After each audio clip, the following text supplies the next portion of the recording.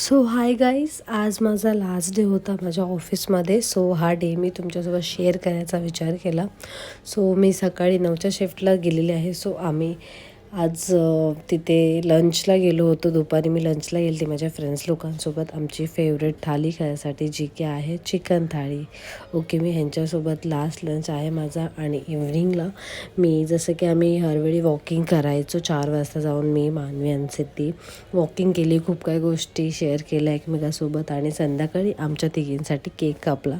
आमच्या तिघींचा सोबत लास्ट होता आणि आमच्या ज्या TL आहेत रोहिणी मॅम, त्यांचाही आज लास्ट होता.